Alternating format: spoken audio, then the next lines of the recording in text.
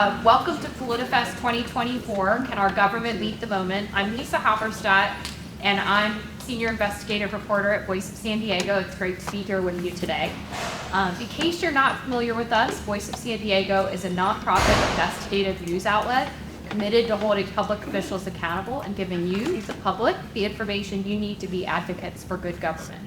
As a nonprofit, we depend on members, donors, and sponsors like you to make our work possible. Thank you for your support. I'd like to take a minute to recognize our sponsors who helped make Politifest possible. A special thanks to the College of Arts and Sciences at the University of San Diego for being our partner for a 7th year. Our thanks also to the Sequan Band of Kumeyaay Nation, the United Domestic Workers Union, AARP, the San Diego Foundation, Business for Good, Hedsky Development, the San Diego Municipal Employees Association, the Asian Business Association, Planned Parenthood of the Pacific Southwest, Atlantis Group, San Diego Art Matters, and the Southern California Rental Housing Association. We'd also like to recognize KPBS and iNewsSource, our partners in public matters. We are partnering to share content, conversation, and events like Politifest to ensure all San Diegans understand their opportunity to participate in the democratic process and that it means more than voting in an election. If you're unable to attend any of the sessions in person, don't worry. We'll be posting the recordings to the Politifest website, our Politifest page of our website, voiceofsandiego.org next week. We also welcome your questions. We were passing out note cards a little bit earlier.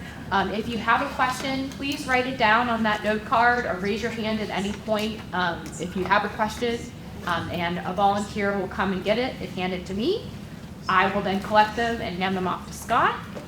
We will do our best to answer as many questions as possible during the session. You can also teach along at the session. That would make Scott really happy. And share your experience by using the Politifest 2024 hashtag on social media and tag us on Instagram and Facebook. Now, allow me to introduce our moderator, Scott Lewis, CEO and Editor-in-Chief of Voice of San Diego. He'll take it from here. Thank you. I was just putting my phone on Do Not Disturb. Got an hour here. Let's go at it. So we're going to project. We don't have a microphone. If you have any trouble or want me to restate anything, just go ahead and shout it out. This is an opportunity to get to know and talk to the county supervisor in her re-election campaign. And just full disclosure, we did invite Kevin Faulkner to participate, and he said he wasn't able to. We offered different flexible times, and he wasn't able to come. So it's been a while since I've had a chance to talk with the supervisor, and so we took the opportunity to catch up and go from there. Now, I will play a little bit of a role of a accountability sort of other side. We'll see how that goes. But let's just start with this. I think there is no more important issue in San Diego right now. It's number 1, 2, and 3 on people's minds.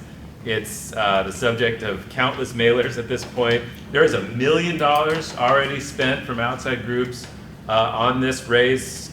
More than 2/3 of it has been either pro-Faulkner or anti-Terra Lawson-Remer. And there is a lot more coming. The stakes in this race are enormous, as indicated by that investment. And a lot of those mailers, a lot of those discussions are about homelessness. It's been my case for quite some time that we need to treat homelessness like an emergency. We need to treat it the way the people in Florida are dealing with the hurricane right now. People need to react and take that kind of urgency with this public health and this humanitarian crisis that we're dealing with. And I guess I would ask you, do you feel like the county is treating it like an emergency? I think it's a lot better, but we still have a long way to go. So I just, big picture, when I'm out talking to constituents and talking to the folks in my district, there's 2 issues that come up over and over, and those are my top 2 priorities. One is the Tijuana sewage crisis and fighting for clean water and getting that fixed, which I'm working on day in, day out. And second is homelessness. And that's probably very specific to my district. I do represent Carlsbad to Coronado. It is a beach and a coastal district. So those are my 2 big issues. So those 2 issues that matter to my constituents is clean beaches, clean water, and homelessness. So hopefully we'll have time to talk a little bit about both, because I think those are the two main issues at stake in this race, in addition to the fact that my opponent has a track record that I think folks remember and are pretty concerned about as mayor. But just to start with homelessness, because that was the question you asked, when I ran 4 years ago, I thought that homelessness was spiraling in a very bad direction. It had doubled over the previous decade, and that we needed a board of supervisors that was willing to really take action on homelessness. Is one of the reasons I ran for office in the first place. And a little bit of context about what was going on in the county when I was elected. I knew they were doing a terrible job, but you can't really fix something until you know exactly what's wrong, and then you can try to gather some data and propose some better solutions. So one of the first briefings I asked for from our county CAO was, what's our homelessness plan? It's terrible, but at least let me know what it is so I can kind of get to work on making it better. And she said, oh no, the county doesn't do anything on homelessness, because if you start working on homelessness, the voters are going to hold you accountable for doing something on homelessness. This is a true story. True story. So that was about a little over 3.5 years ago. And in the past 3.5 years, we actually created the county's first ever homeless action plan. We started our county's Office of Homelessness and Equitable Solutions. We've gone from zero beds in the county that were supported by the county to shelter people, to get folks off the streets, to over 1,000. We've built over 3,000 affordable units on county-owned land. We've nearly increased by 30% our investments in mental health and behavioral health centers. And we have actually now, for the first time, started building out our capacity to help treat people who are suffering from mental health crises and substance abuse crises, something that is the county's core responsibility and the county had never done. So I think the county's responding with the urgency that I would hope it should, not at the level that I think we should be acting, which is why I think I see Lisa in the back. She's a good tracker of what's going on in homelessness in the county. See me taking some votes that are not on the same page with some of my colleagues. There's a bill called SB 43 that I thought we should have implemented starting in January when we were legally allowed to do that. My colleagues disagree. I thought I was the lone no vote. But we'll continue. No, I have one colleague that joined me on that vote.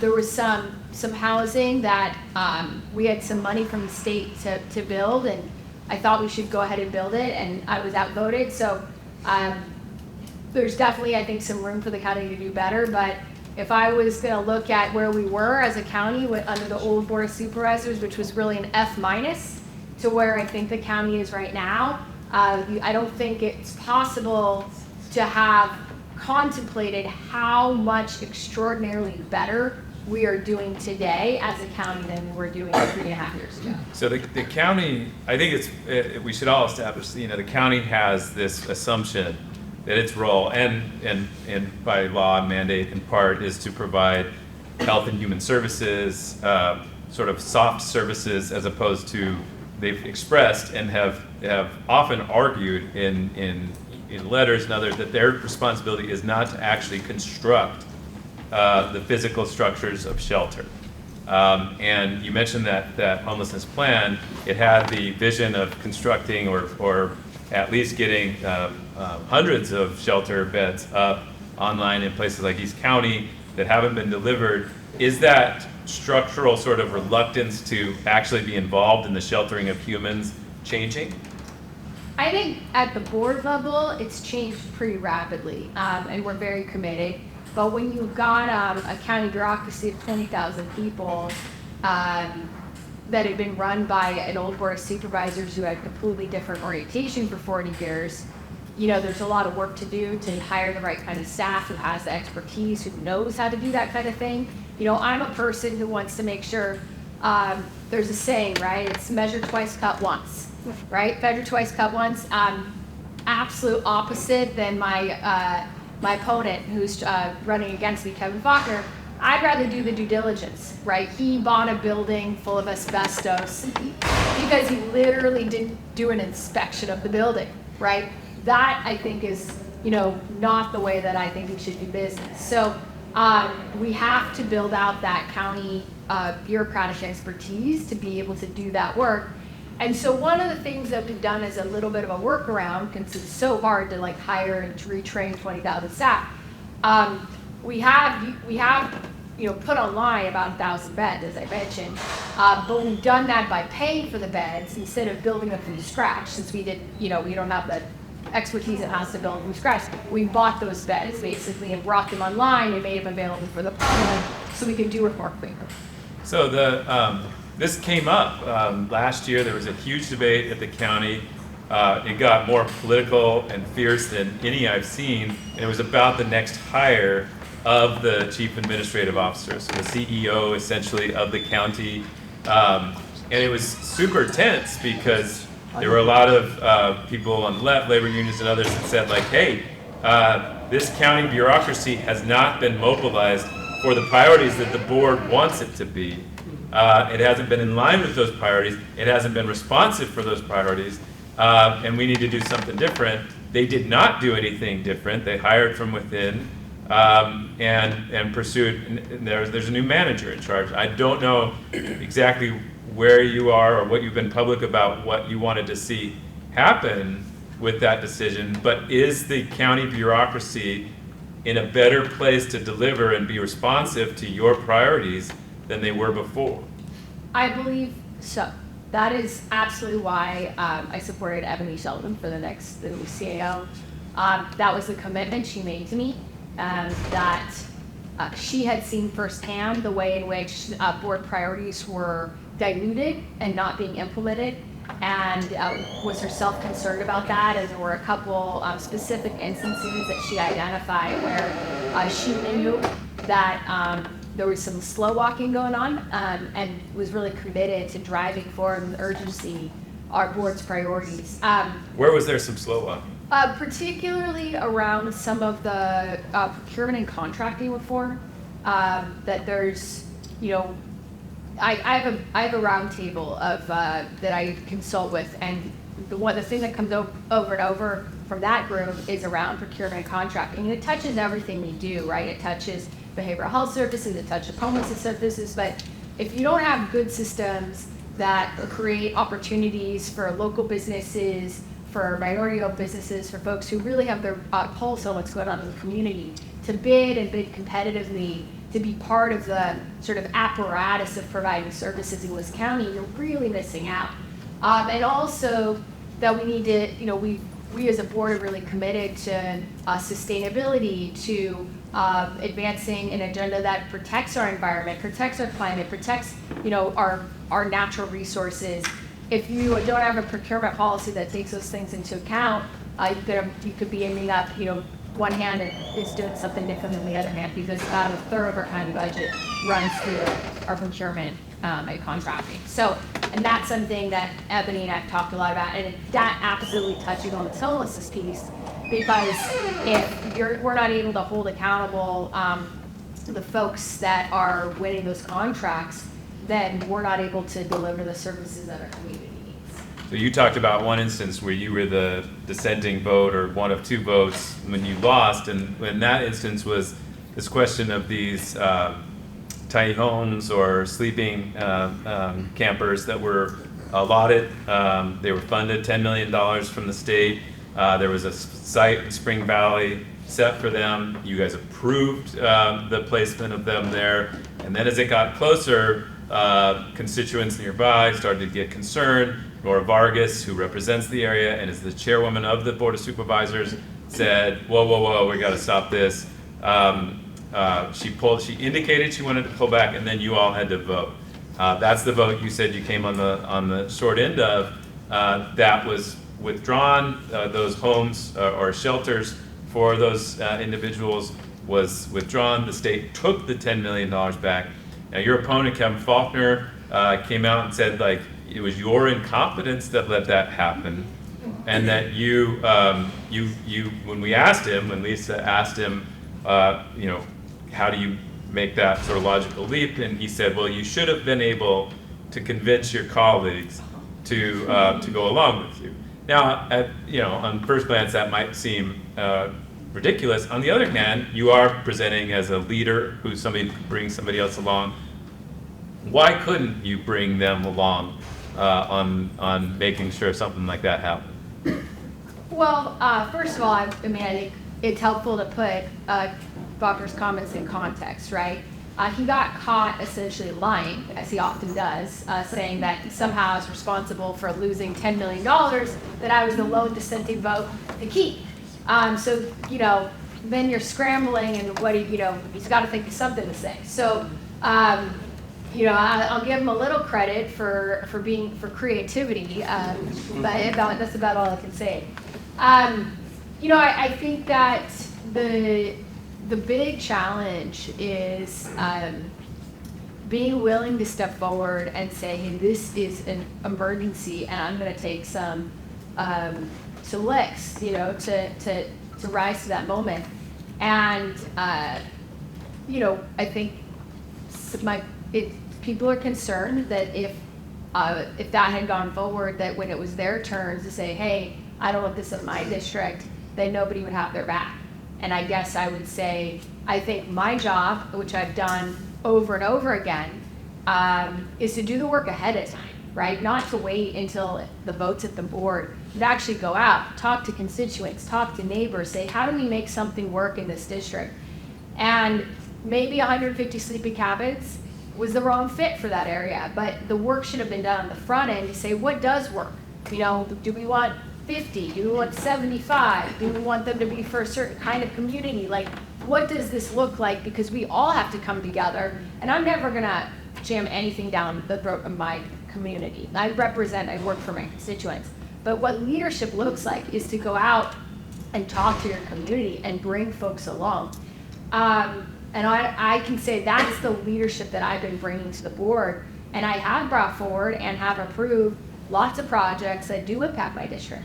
And I think I'm not worried about needing cover, because I know I'm going to do the work on the front end and lead to find solutions. Do you think there's just never going to be a setting where a group of neighbors are like, hey, this is a fantastic spot for a shelter of some kind, a campus or whatever? No, it's going to be very rare that you're going to have a moment where nearby residents are enthusiastic or supportive, regardless of how much, what you said, like pre-work is done to make them feel comfortable about it. And we always have this moment where we're looking for the perfect homeless community, the veteran single mothers, there's no perfect homeless person that you can just feel comfortable having nearby. And they're, when we fall into that trap, it makes it even harder to get some of these shelters sited. So I guess my question is, how can the Board of Supervisors be better about actually just making some tough decisions to site some shelters? Because if this really is I'm gonna say two things. I say, first of all, I have voted on shelters and projects in my own district and voted yes. And after that $10 million was taken away, my colleague, Supervisor Montgomery, proposed another site in her own district. Yeah. Stepped forward and said, hey, this is a crisis, this is an emergency, and we need to act with urgency. And she said, hey, right here in my district. So it is smaller. It's smaller, but that's part of what I'm saying, is that the work is not let's necessarily do a mega shelter, but let's figure out what's workable. But I do think you've identified exactly why my opponent, Kevin Faulkner, is so fixated on a fiction called Sunbury Bridge. Because he wants to be able to say, I've got a solution for homelessness that puts everybody out of sight, out of mind, out of your neighborhood, and is just basically carting them off to essentially some imaginary place that doesn't exist. Because that's what is easy to sell, right? It's easy to sell. Sure, I got a solution, and it's not in your backyard, and it's kind of magical thinking, right? I think what Faulkner has brought to homelessness is magical thinking. Like, everything I've heard him say is, I'm going to get in there, I'm going to clear encampments, dig up my sleeves, in areas where he doesn't have any jurisdiction to do so, right? Like the city of San Diego, and you think, well, you could have done that when you're the mayor, but you're not running for mayor of San Diego, right? You're running for the board of supervisors. You don't have that jurisdiction as in the city of San Diego as a supervisor, number one. Number two, no thought of where you're gonna put people, except something that doesn't exist, this like mysterious magical Sunbreak Ranch. So I do think, in a way, your question does capture the core difference between myself and my opponent, which is that tackling homelessness is hard. It requires like difficult conversations. It requires attention to detail. You can't, like, not every person has the same set of problems. You have to have solutions for folks with mental health issues, and solutions for folks with substance abuse disorders, and other kinds of solutions for like LGBTQ kids who ran away from home and like don't feel safe in their parents' house, and other kinds of solutions for seniors who are ending up on the streets because they can't make the cost of rent because they're on a fixed income. You got to understand that the population that we're looking at, and you need different kinds of solutions for all of these folks. And some of those solutions are big, and some are small, and some are in neighborhoods, and some are not. And that's my approach to tackling homelessness. I challenged Faulkner, and that concept of Sunbreak Ranch came up as often as a way for him to feel comfortable opposing a homeless project that was planned for near the airport and near his neighborhood of Point Loma. And there was a lot of concern building about the H Barracks idea, a rather large campus of homeless shelters and services that were going to be offered there. The mayor has pulled back, but not entirely, on putting something there. Faulkner was standing with his concerned neighbors, saying like, we don't want this nearby. Should be noted, there's a channel between them and the airport area. But when I talked to you about that at that time, you said you hadn't necessarily made your mind up about whether that was an appropriate place for services or shelter. Is that a place where you could envision county dollars supporting some kind of project? So I've actually spent a lot of time now talking to more of my neighbors who live near there, and particularly on Liberty Station. And what I got from them, I think this makes sense, and it's right, is that scale is much too big. That the mayor is talking about was much too big, but that something there could make sense, right? It's not like this is a terrible site for any kind of services or any kind of shelters. That it could make sense for some shelters, some services, as long as the way it's rolled out and structured really does take into account ensuring that there aren't like big negative impacts on the neighbors in the neighborhood. And I think that's the right approach. Is that scale was too massive, and there had been, I think, a real lack of sort of upfront community engagement to say, okay, what do we want here, and how can we meet the needs of our neighborhood? But most of the folks I talked to were very open to something, just not on that scale. Let me show. Obviously, housing is a ladder. There's luxury mansions at the top, and at the very bottom are single room occupancy hotels, and then shelter of some kind, and then parking lots with tents in them, and then at the end is just the street. Increasing the supply all through the ladder is going to help. One of the things I think that is at stake with this election is the future of housing in unincorporated areas of San Diego County. There's been a really interesting debate, I think, about the county's general plan and the villages of homes that it allows. After it was the first thing I ever covered in San Diego was 2004, a meeting about the general plan 2020, and it didn't get finished until like 2013 or 12, right? But there's a big debate about whether housing should be allowed in those villages that have been identified by the general plan, whether there's too much restrictions from the county on building housing in those lands, and whether you or Kevin Faulkner would present a different option there. What is your take on how much housing should be allowed in the unincorporated areas of San Diego? I appreciate the fact that I get to answer that question in this format, because I will say that this is probably the most misunderstood issue that the county has been grappling with over the last couple of years. I think very few people understand what the distinctions are and the differences in opinion, and I think it's largely due to like deliberate, deceptive mischaracterization by elements of the building industry, basically to try to characterize their multi-million-dollar sprawl McMansions as, you know, some kind of contribution to affordable housing, and hide behind the argument that we need more affordable housing in order to argue that they should, you know, have regulations and a development scheme that allows them to make as much money as possible.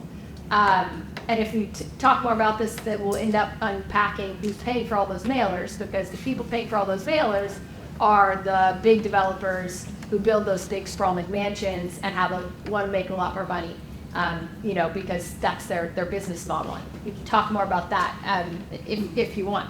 But just to focus on this question of housing policy, I am strongly in favor of building more housing that is affordable for low and middle income San Diegans, building it in the unincorporated areas.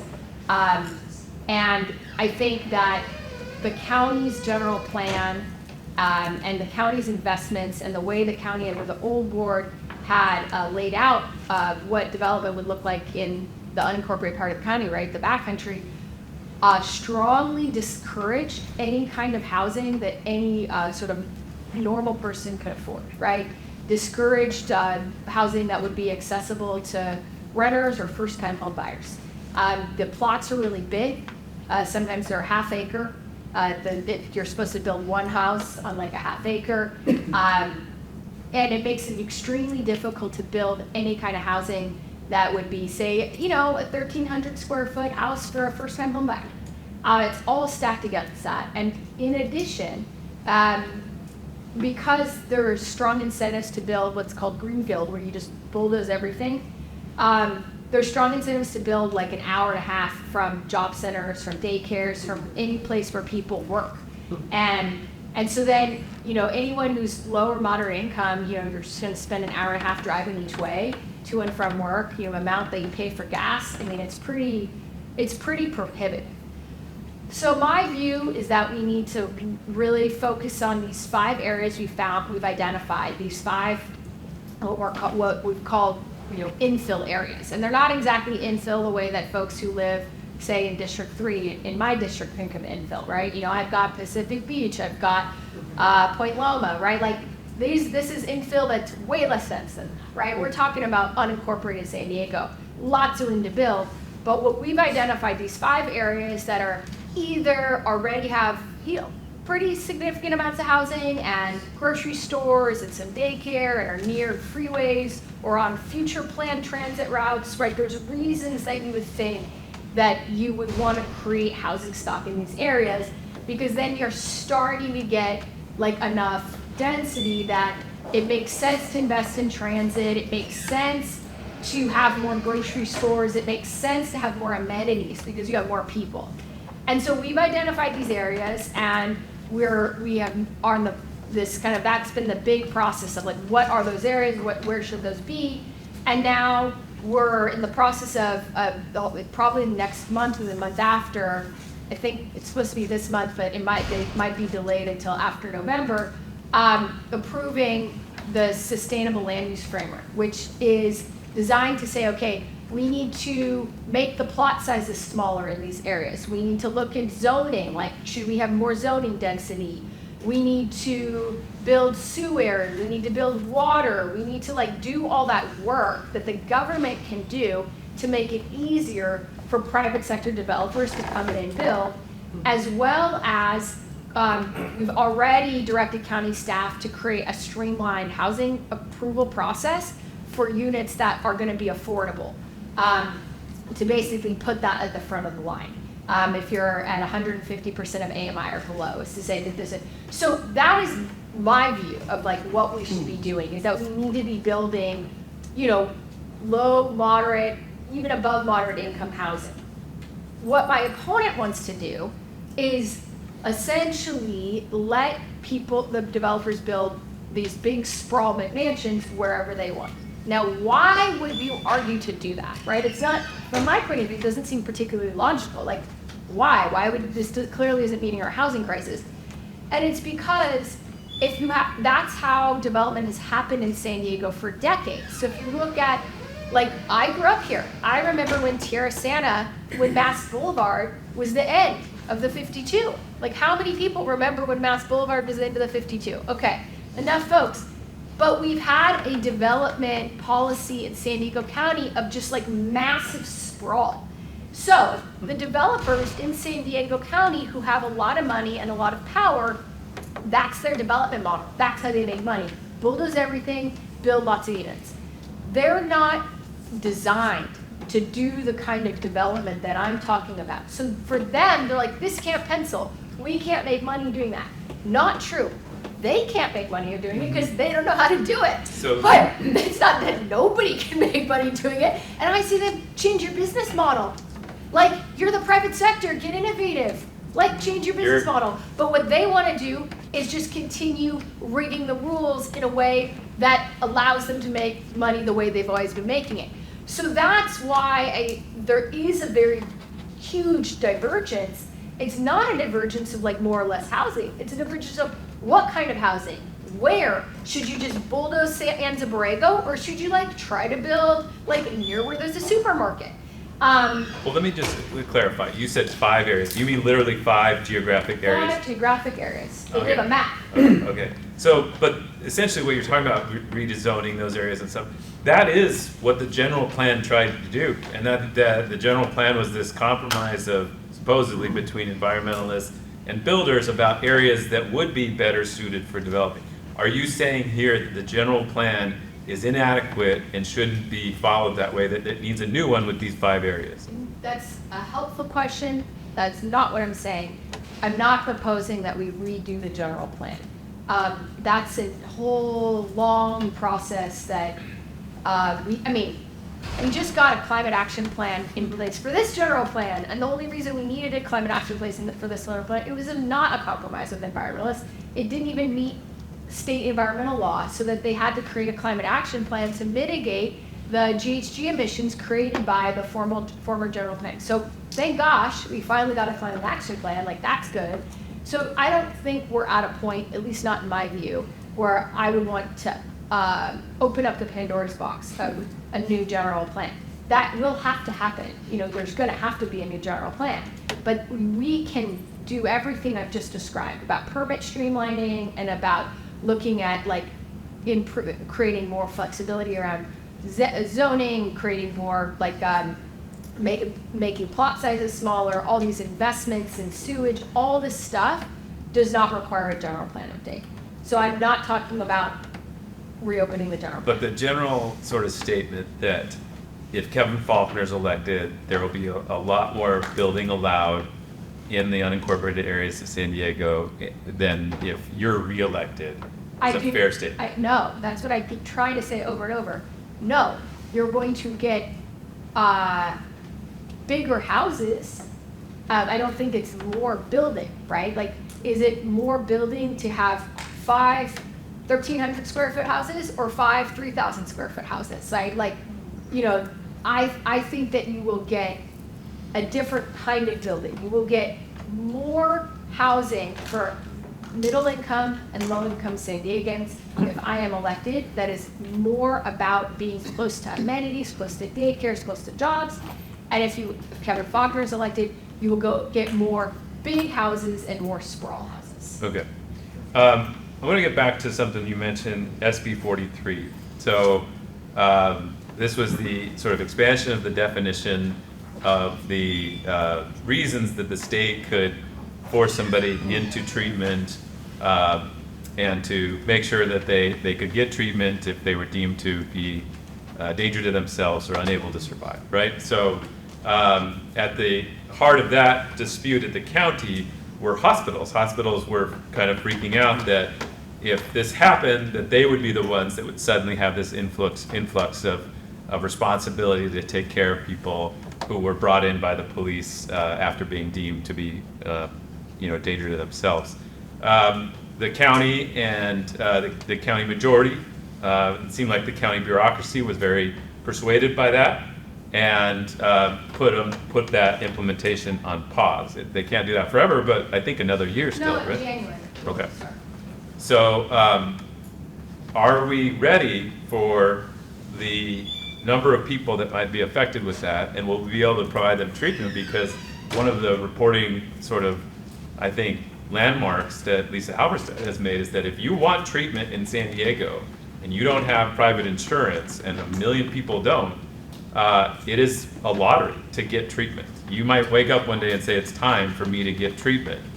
And you have to get in with 40 other people waiting for one bed. And if you don't get it, good luck out there on the street for a little bit more time. So are we ready, and the county would be on the front edge of this, to provide the treatment required to deal with this on the kind of scale that might make a difference? I don't think you're ever ready for an emergency, right? I mean, you just rise to meet the moment. I mean, the county wasn't ready for COVID, and the county rose to meet the moment, right? I mean, this is the first thing that I had to deal with when I was first elected. You know, the vaccines were rolled out about 3 months after I had been sworn in, and you know, within the first day that vaccines were available, we had tenants doing vaccines all over the county. You know, I got one up at the Del Mar Fairgrounds. There was one. We had a personnel issue with COVID. We didn't have enough people to administer the shots, and the firefighters came to me and said, "Terra, they literally came and said, we can't meet the demand. We don't have enough people to do the shots." And I said, "Well, what about the EMTs? We have lots of EMTs. There's tons of them. So many EMTs." I knew this because I'm an EMT, and so I'm like, "There's a lot of us, okay? There's a lot of EMTs." And they said, "Well, EMTs are not allowed, legally designated to give COVID shots." And I said, "Okay, well, I'll call the governor's office. Let's just call and get a waiver, like it's an emergency." And we did, and we got a waiver, and the EMTs could give shots, and then we had enough people to work at the COVID clinic. So like, that is how I believe we should be acting in the face of this homeless crisis, and that is how I have been acting. And I think that when SB 43 is implemented, there will be hiccups. It's not like we have 40 years of underinvestment and neglect in our infrastructure around, especially around substance abuse treatment. And to top that off, and this is a piece that I think nobody looks carefully at, a big driver of the lack of services is Medicaid funding. This is basically the amount that providers get reimbursed or paid for providing substance abuse disorder services and treatment is so low, it's pennies on the dollar. So providers can't stay in business.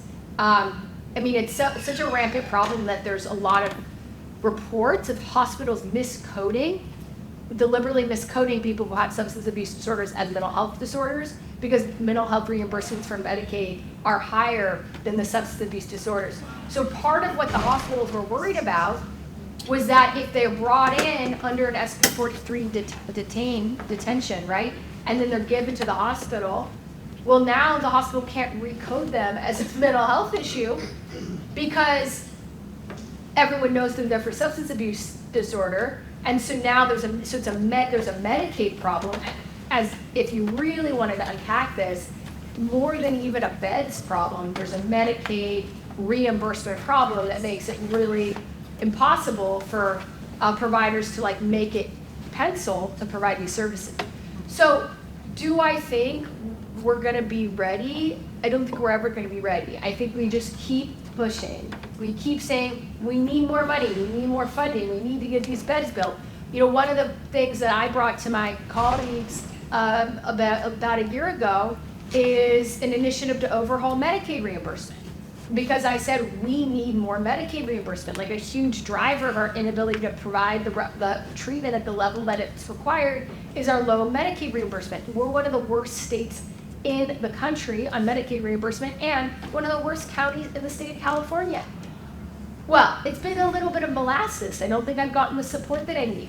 But if people are like, "Oh God, we need to get this money," I think, we're gonna get maybe more people here demanding to focus on the Medicaid reimbursement issue. So yes, everyone knows by background, I'm an economist and I'm an attorney, but I was also a community organizer. And I think at some level, we have to demand these things happen. I feel And like that's yet more example, though, of the lack of emergency footing, right? If it was a hurricane that came, you wouldn't get caught up in Medicaid definitions and things like you would just do. And it feels like I don't think that's true. But the last 5 years of county government have been the county government itself saying, we can't do it because of X and Y That's reason. totally not true.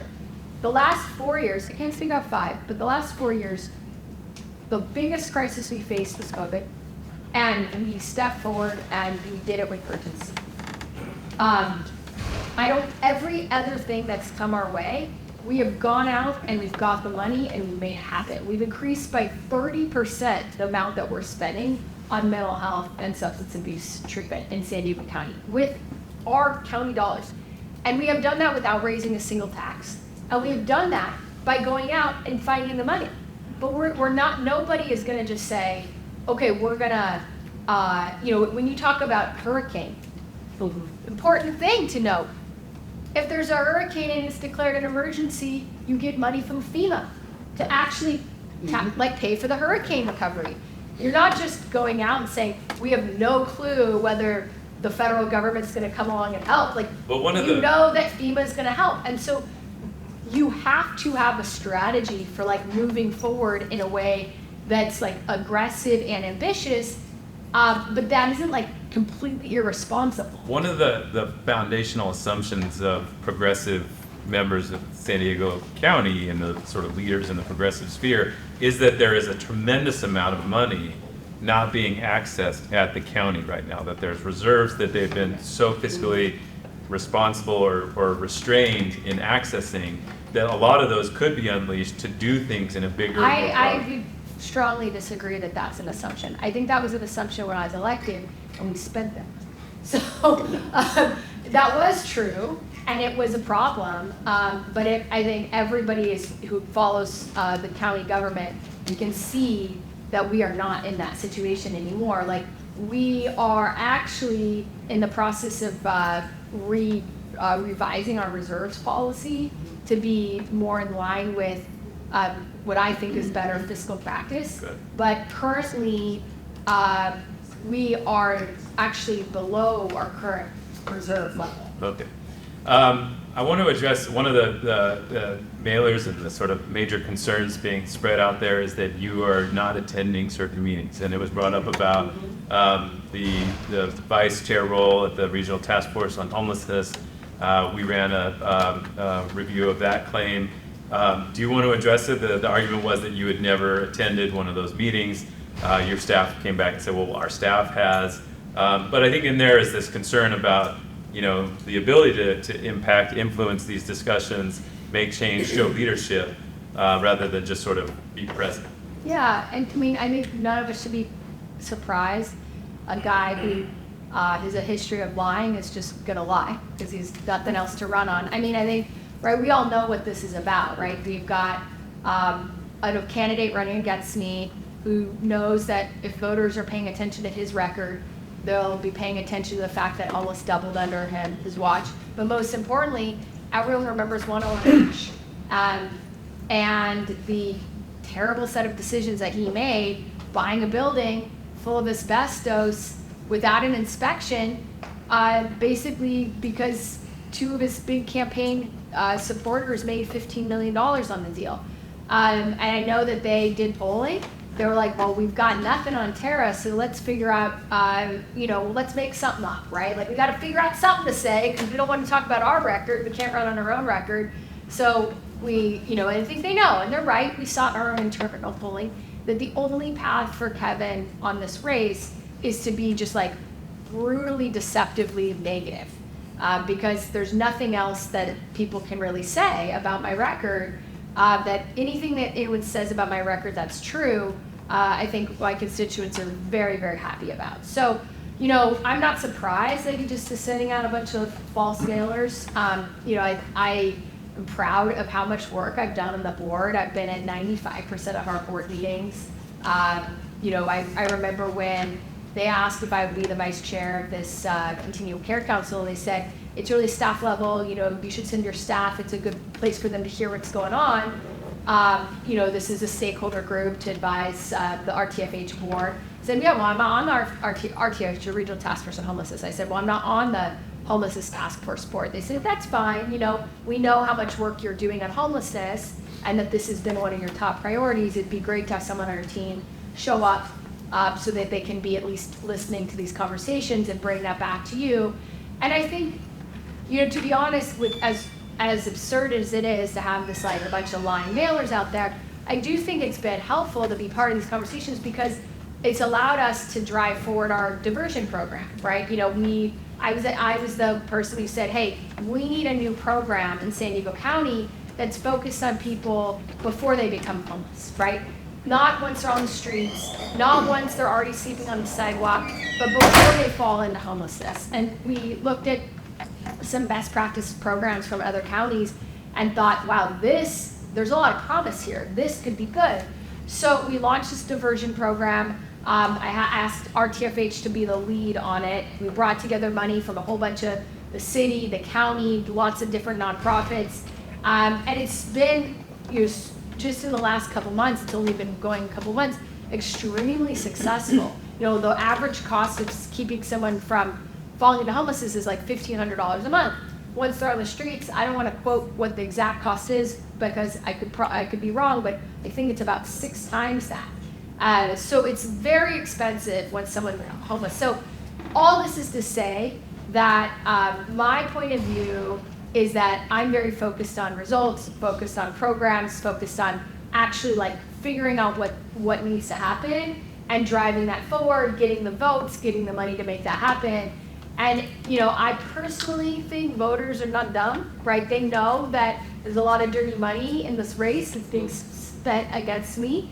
And they know that who Kevin Faulkner is, they know his record, and they know that he's just gonna lie because there's nothing else he can do.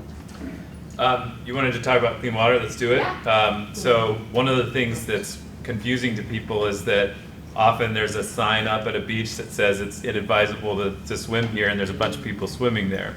Part of what's happened is that the county switched its test for water from a petri dish to a DNA test. That the DNA test came back and showed a lot of beaches being supposedly a lot more dirty than the petri dish showed.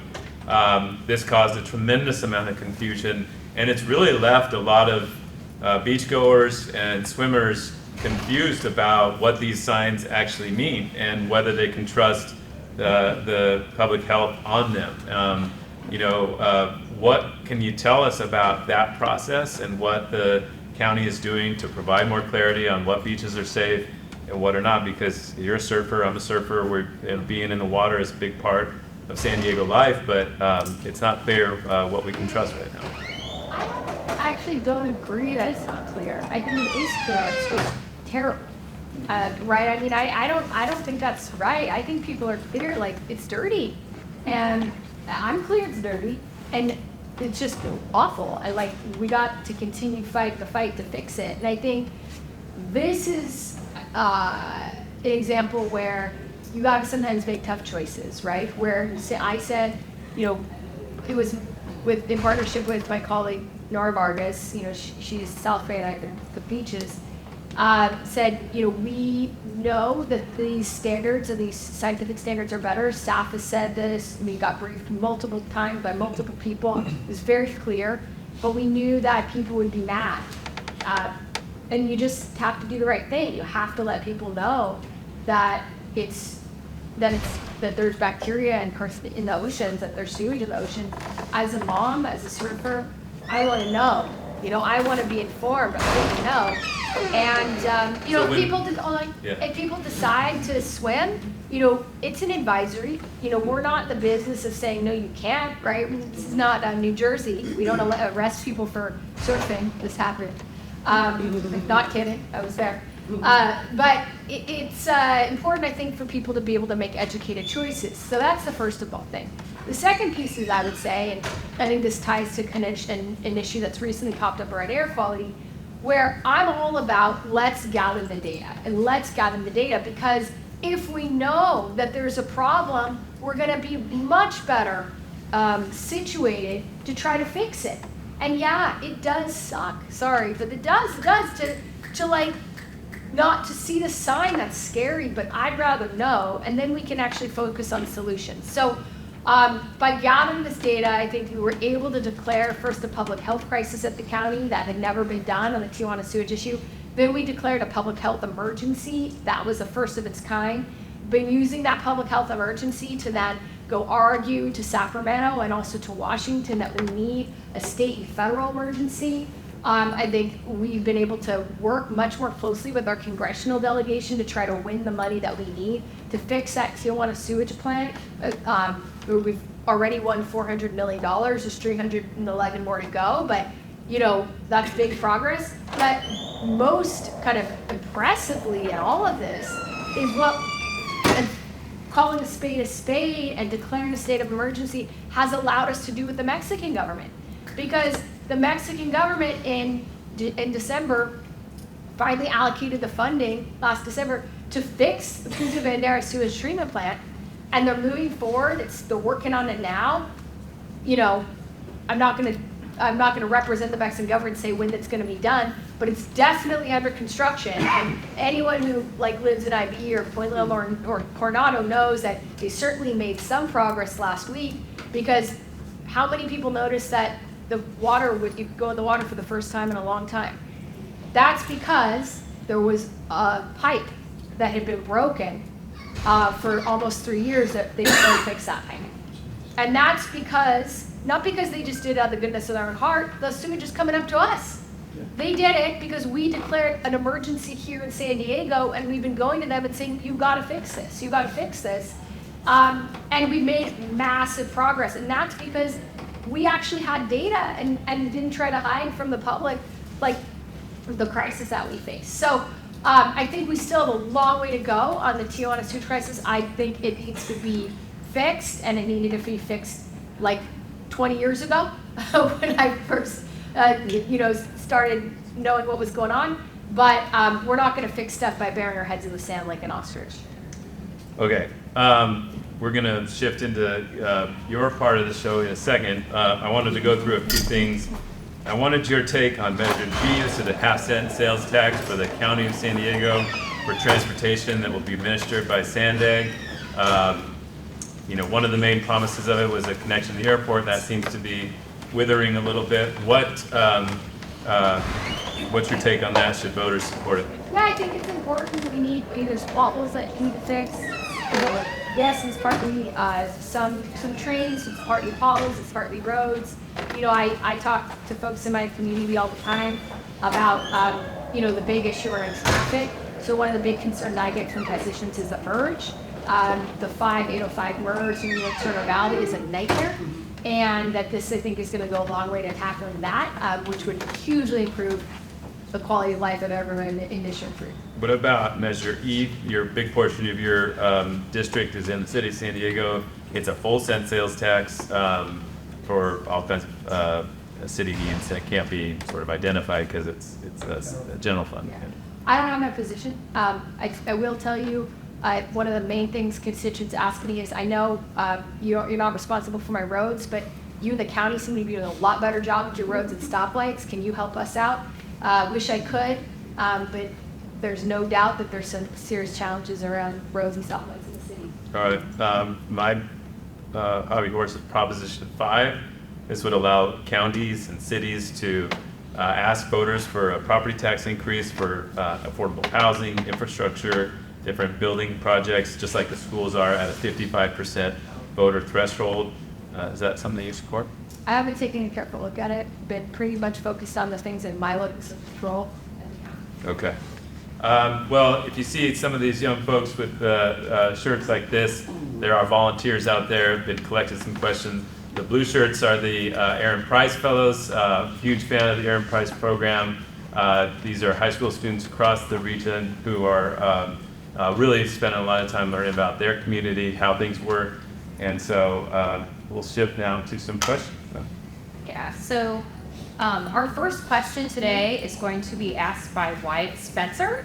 A little bit more information on the Aaron Price program, of which he is a fellow. Each year, the Eric Price Fellows Program selects 40 kind, inquisitive, open-minded ninth graders from a pool of 300 applicants for a 3-year journey. They go behind the scenes to see how cities function, explore the role of community members in shaping society, and develop empathy and skills for navigating a diverse world. The program is a high school leadership experience started in 1991 by the Price family. The mission of Eric Price Fellows Program is to prepare a highly motivated and diverse group of San Diego public high school students to be responsible, engaged, and caring members of their community. Today, there are over 1,000 Eric Price Fellows alumni, with 500 locally carrying out the mission of the program by making a difference in their families, careers, and communities. Wyatt, you can come up and ask your question, and anybody who has additional note cards, raise your hand and we'll come and get those. I'm handing some to start right now. Hi everybody, my name is Wyatt Spencer. I'm a junior at San Diego High School. In the past couple months I've read a lot about your stance on cell phones in school settings. And as a high schooler, I want to say that I agree with your stance and that it has numerous negative impacts that affect our learning. So I'm wondering what strategies you have or what policies you'd like to implement to kind of cope with this problem that endangers our next generation. Thank you for the question. For those who aren't aware, I've been really focused on youth mental health in general. Lots of, we're the county is responsible at the kind of baseline for mental health and substance abuse issues. And the mental health of our youth has been, really threatened over the last decade. And some of the best research on one of the drivers of the kind of spike in depression, anxiety, social isolation, loneliness among young people points to cell phones. I mean, there's like really interesting cross-national data that looks at when cell phones, like when smartphones enter the market and how that relates temporally to the rise in mental health challenges with the young people. So I think the school setting should be a place where you're there to learn and hopefully make friends by talking to the friend instead of texting the friend. And this definitely I've heard this from a lot of students as well. So that's what Wyatt's question was about.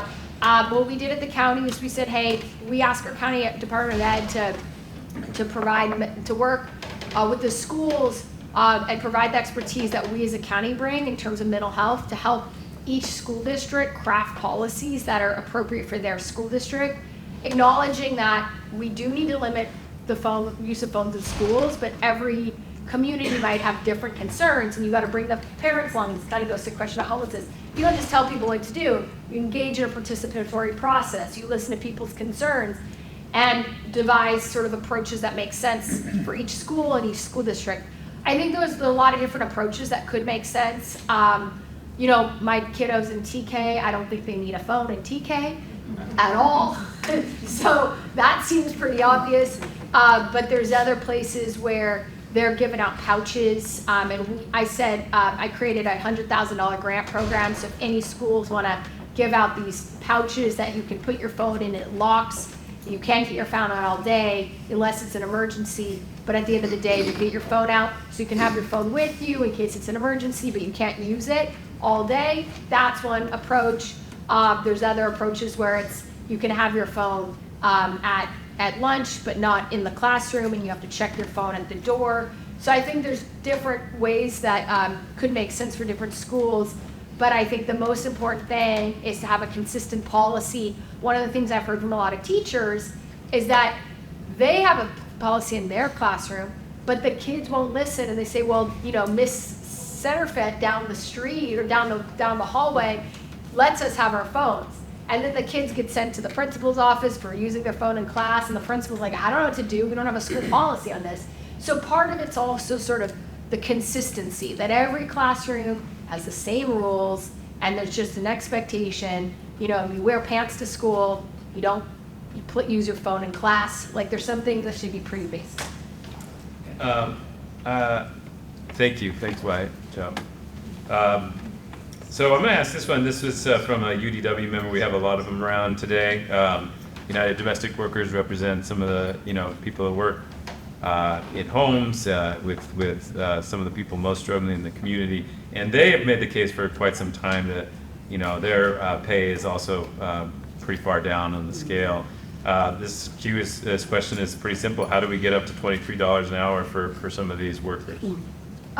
Their pay is far down the scale. I think it's unconscionable, to be completely honest. We're talking about our domestic workers. We're talking about folks that are, helping people in their home who need care often, so they don't end up in a nursing home. I mean, it's just really important work and really important work. And we're having a lot of challenges at the county, especially in my district, of recruiting enough people to provide these services. In part because the work is so hard and the pay is low.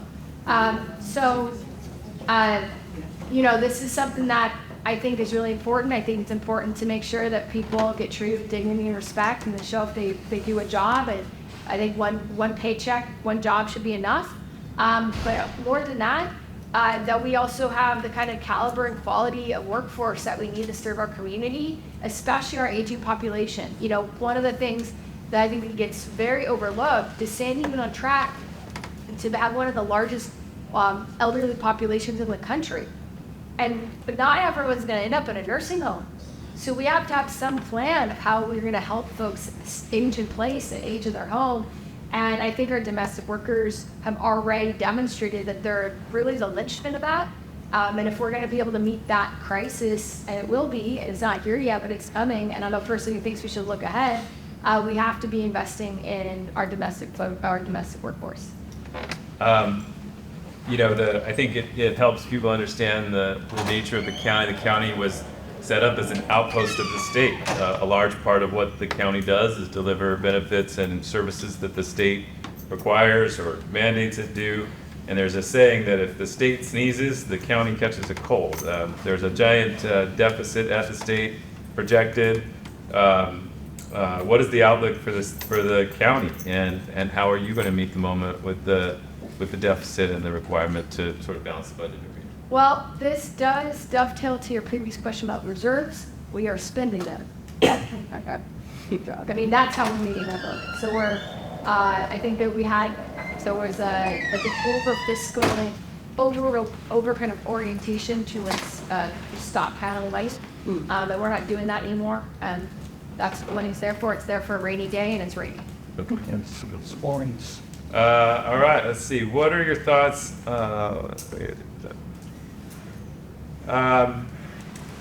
Community needs access to more and better data, especially behavioral health and criminal legal systems data. Would you support dramatically opening the data or making it more available?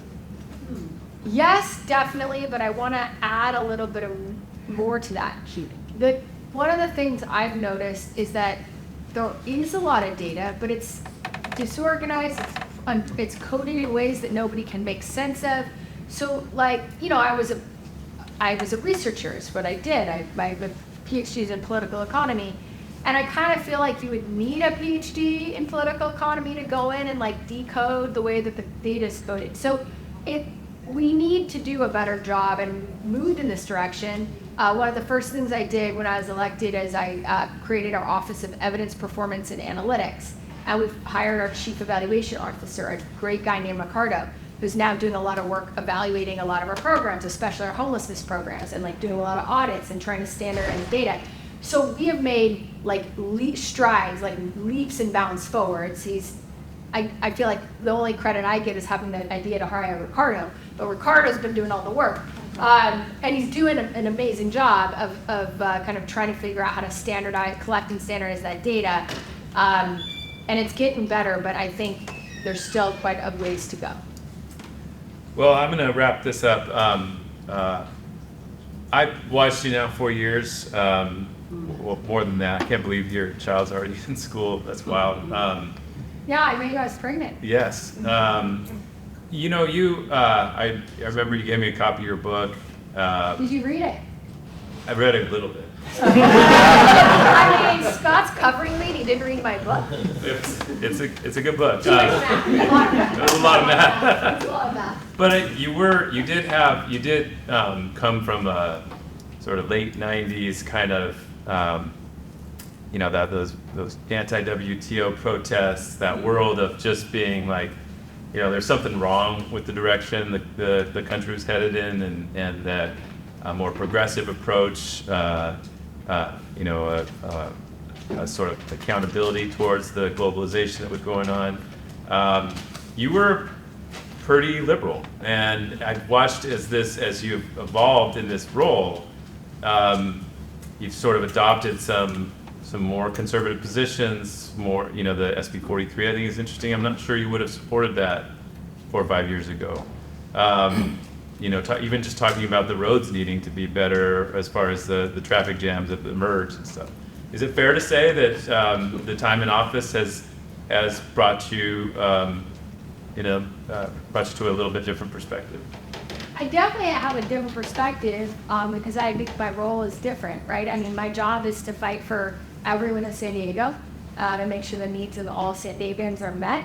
That's my role. That means a lot of listening, and you know, ultimately, I have 711,000 bosses, and my job is to listen to what folks need. I think fundamentally, though, I've always been a pragmatist. And you know, you can be a practical critic, right? You can say this is going very wrong, and still be pretty practical about your analysis. And I think I am very proud of my record of kind of calling a spade, I would say, kind of historically. You know, I definitely know I was arrested protesting, you know, these very, very kind of pro-globalization free trade agreements that now nobody supports. And nobody supports them because they were undermining the ability of workers to get paid a living wage. They were undermining the ability of governments to make laws that protect our communities, that protect our environment. I was never against trade. I was always in favor of trade that prioritized the needs of communities, the needs of people, the needs of our climate, and the needs of our planet. You know, I was arrested protesting the Iraq War.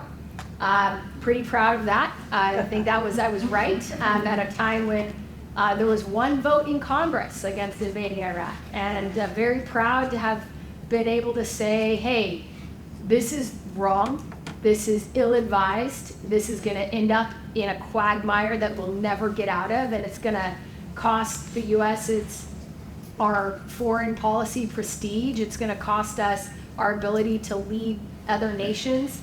And when I think back, I'm thinking, wow, I was pretty right for a 27-year-old.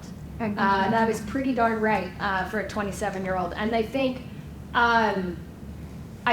that is probably what I would say is very consistent, is that I believe that you have to bring people together, you organize people to raise their voice to fight for what's right. And when you're 27, the power you have to do that is putting your body on the line to demand that power is accountable to justice. And I think when you're 45, 46, hopefully by then you have the expertise, the time I spent as an economist, an attorney, working the Obama administration, advising other countries to make better decisions than the people who I tried to boot from power. Because, you know, I think that too often people are not really looking at any data except the polling data. And that's certainly what I'd say about my opponent. I'm not interested in what's right, not interested in good decisions, just interested in what the polling says. I think I've always been a pretty idiosyncratic thinker. Like, more, you know, you don't meet a lot of people who have kind of a critique of, who have a critique of the way that our economy works, who then decides to become an economist, right? But I believe you need to know how things work so you can make them better. And I think that's what I brought to this role on the county board. Well, that's the purpose of Politifest. You need to know politics to make it better.